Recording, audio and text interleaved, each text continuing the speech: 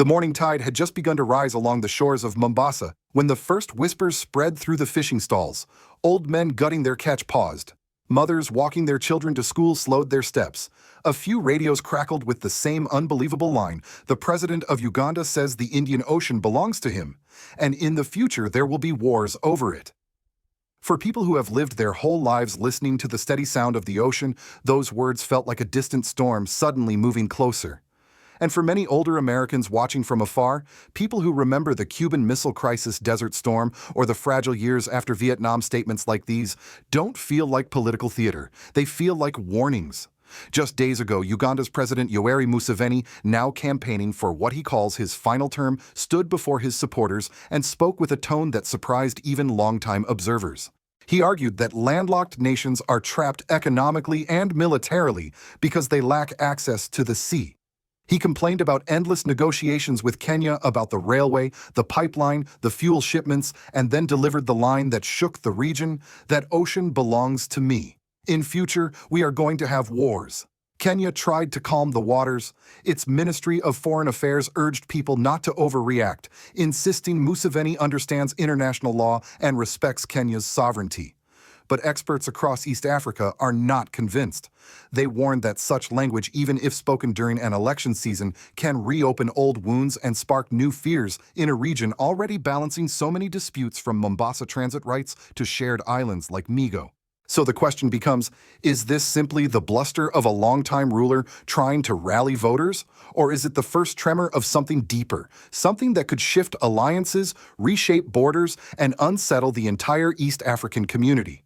Stay with us as we unpack the truth behind this moment.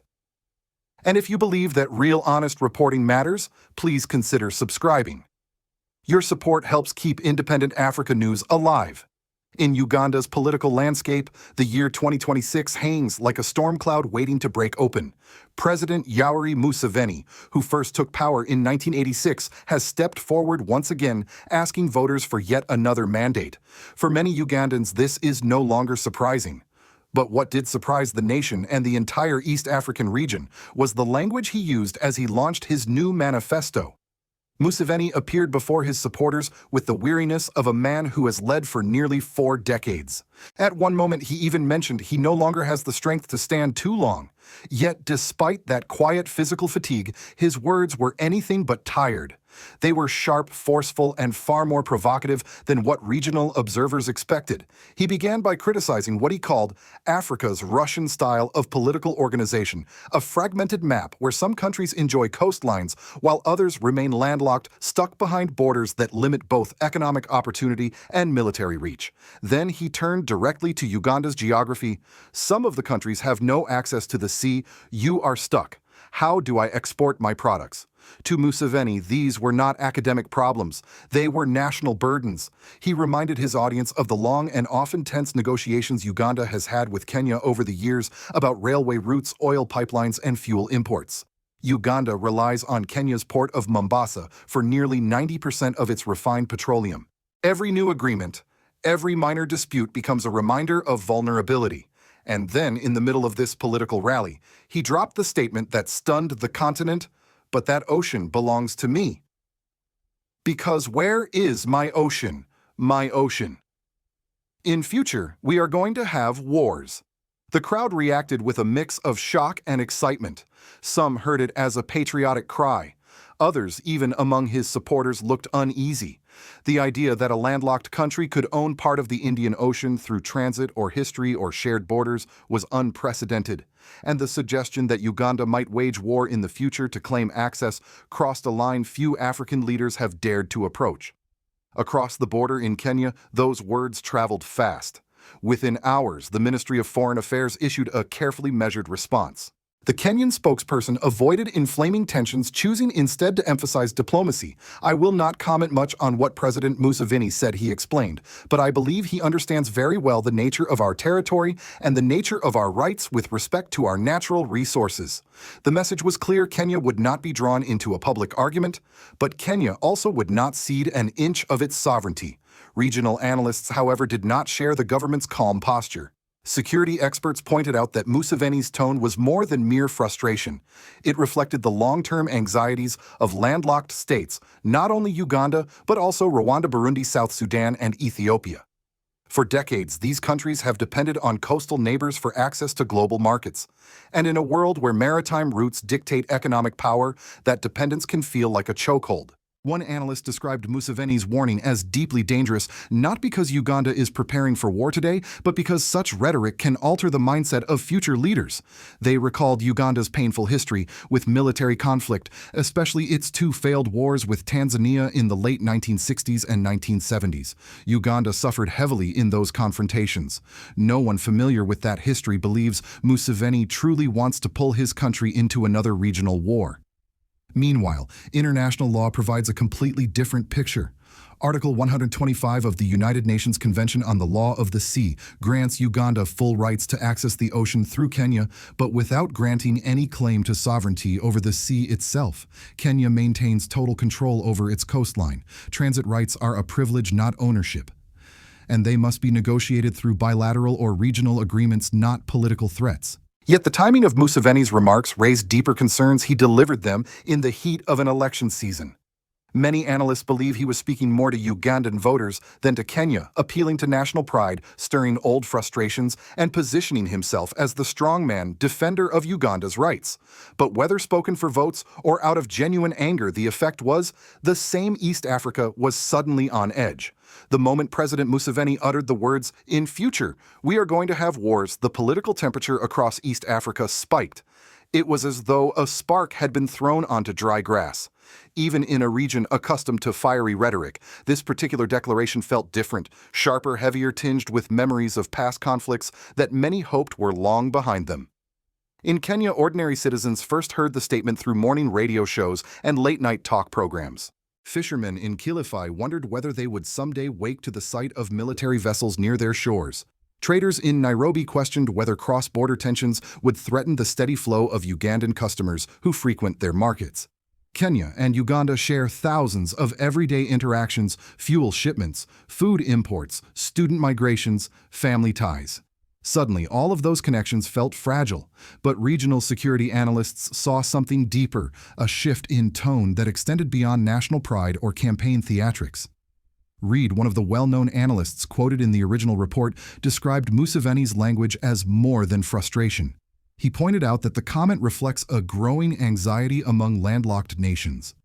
In a world heavily dependent on maritime trade, these countries often feel like guests at a table controlled by others.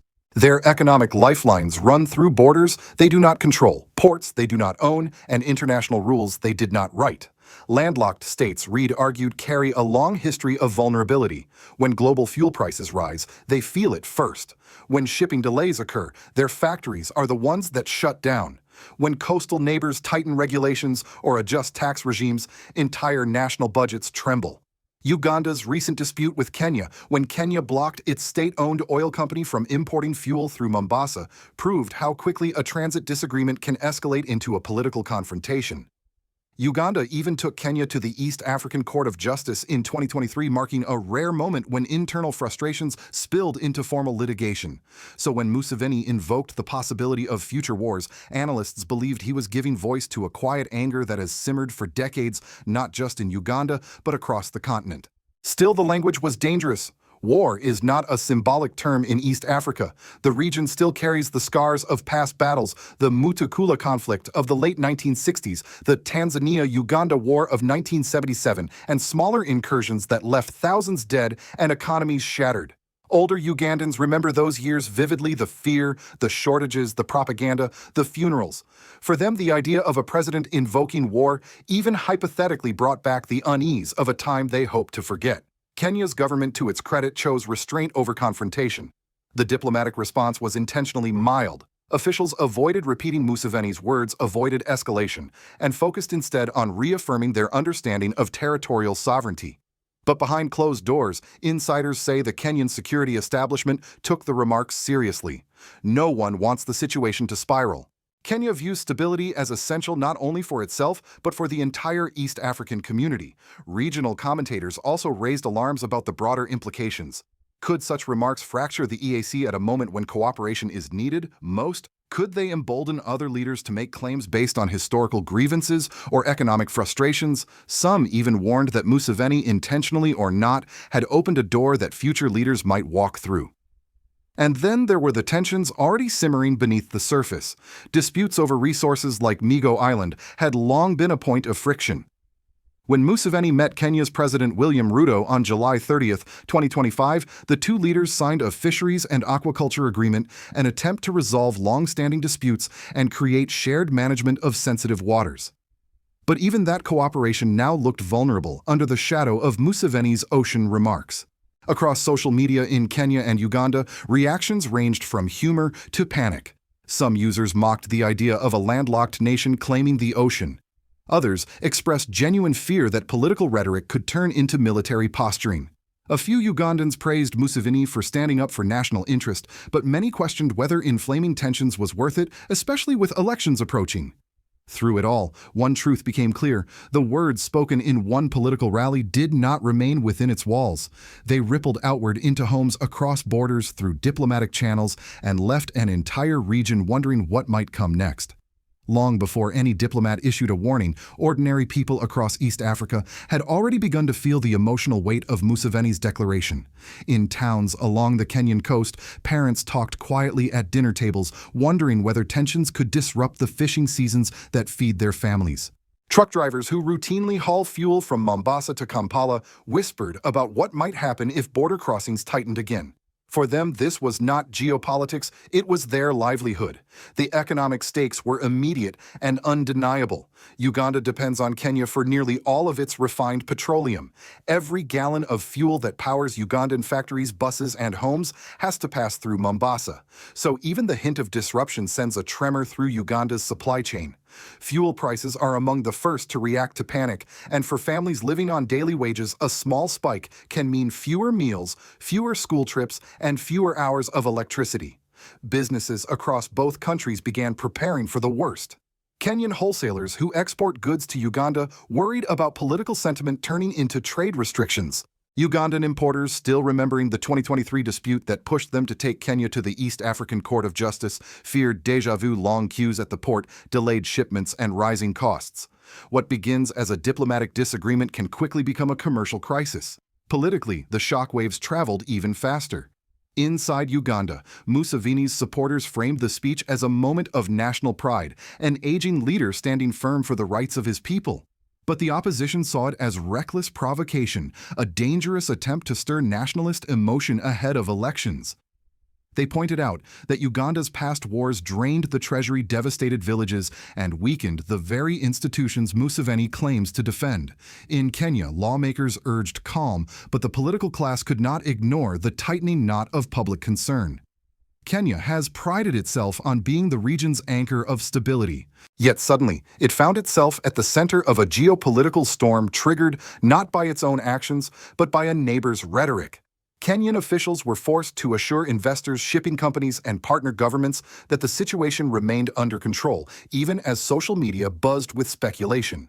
Beyond economics and politics, there was the question of regional unity. The East African Community (EAC) was built on cooperation, shared markets, shared infrastructure, visa-free movement, and a vision of economic integration. But a statement like that, "Ocean belongs to me," threatened to puncture the very foundation of that unity. If Uganda feels trapped by geography, if Kenya feels challenged over its sovereignty, if each country begins to see the other as an obstacle rather than a partner, then the dream of a strong, cohesive EAC becomes harder to sustain. The dispute over Migo Island, although temporarily cooled by the fisheries agreement signed on July 30th, 2025, suddenly returned to public consciousness. Citizens in both countries wondered whether similar disputes might erupt into sharper confrontations. When political leaders speak carelessly, old wounds reopen. Most unsettling for many older East Africans was the sense of history repeating itself. They remembered the Mutukula War, the Saba clashes, and the era when national borders became fault lines. Those memories remained vivid, of soldiers marching through rural roads, families fleeing across borders, and economies grinding to a halt. Museveni's choice of the word war, even in a speculative sense, stirred those ghosts. What began as a single speech at a political rally had now transformed into a civil and political ripple, touching workers, traders, families, institutions, and the fragile trust that holds the region together. And as each country assessed its vulnerabilities, one truth became unavoidable: stability in East Africa is only as strong as the words spoken by its leaders. From the perspective of Washington, Museveni's remarks did not drift across the ocean. As mere election noise, they registered as a potential flashpoint in one of the world's most strategically sensitive regions. The United States has long viewed East Africa not only as a humanitarian or development priority, but as a critical security corridor. Kenya, in particular, stands as one of America's closest partners on the continent, a counterterrorism hub, a diplomatic anchor, and a reliable host for U.S. operations in the Horn of Africa. Anything that threatens Kenya's stability draws immediate attention in Washington. American analysts studying Museveni's comments saw two red flags. The first was the suggestion of war over maritime access. The second was the implication that existing international laws, specifically the United Nations Convention on the Law of the Sea, are inadequate or unfair. For U.S. policymakers, both ideas are destabilizing. The global order relies on predictable maritime rules. If countries begin challenging those norms even rhetorically, the ripple effects could extend far beyond East Africa's coast. At the Pentagon, strategists also weighed the practical implications. The Indian Ocean is not just a body of water, it's a major artery of global trade and military movement. The U.S. Navy relies on safe passage through this corridor to coordinate missions from the Middle East to Southeast Asia. Any hint of regional instability, especially involving Kenya, raises alarms. While the U.S. does not expect Uganda to pursue actual conflict, American defense planners understand how misinterpretations, pride, or political desperation can escalate tensions unintentionally.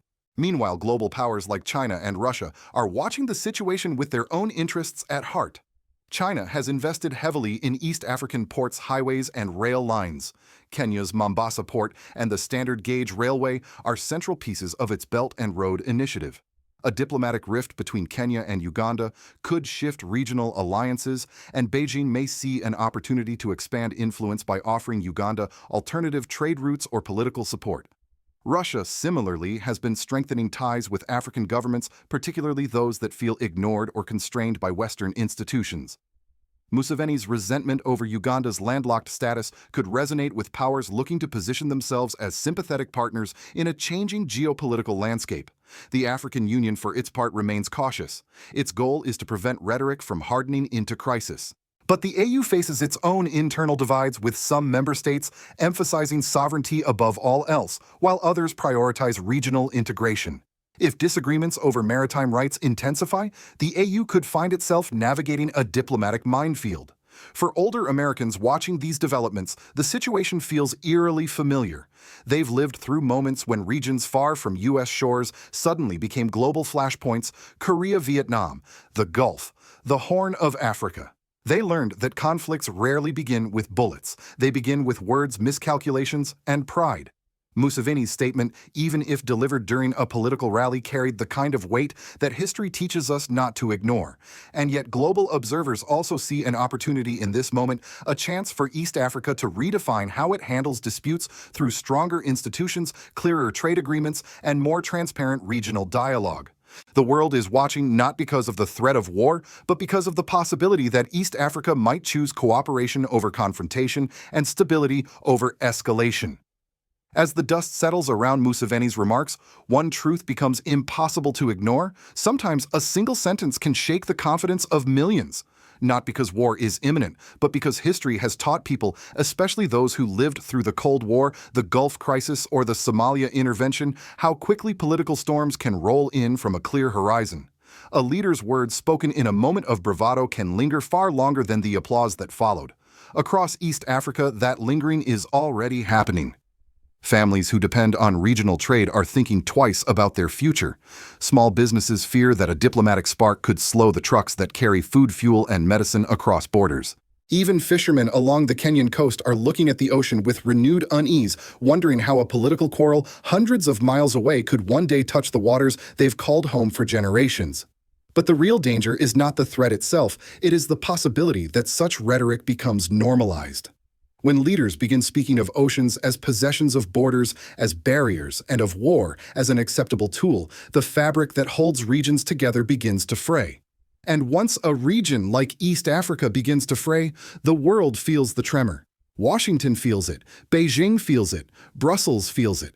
Because the Indian Ocean is not just a local waterway, it is part of the bloodstream of global trade and global security. Yet even in moments of tension, Africa has shown again and again that it can choose a different path. The rising generation of African leaders, from reformers to peace builders, carry a vision anchored in sovereignty but guided by responsibility. In West Africa, we see it in figures like President Ibrahim Traoré of Burkina Faso, whose push for national dignity challenges old power dynamics while insisting on stability and unity. East Africa, too, stands at a crossroads where leadership calm, honest, and forward-looking matters more than ever. So the question now turns to us, the observers. Will East Africa allow a single speech to steer its future, or will its leaders step back from rhetoric and strengthen the cooperation that millions depend on? And for those of you watching from the United States who have seen how quickly misunderstandings can turn into crises, what lessons do you believe East Africa must not ignore? If you care about Africa's future. If you believe stability must come before politics, if you want deeper, clearer Africa news, not filtered, not sensationalized, then you are exactly the audience helping channels like ours grow. Please share this video if you believe the truth matters more than the headlines. And subscribe if you want to stay among the first to understand what's really shaping Africa's future, from Uganda to Kenya, from Burkina Faso to the rest of the continent.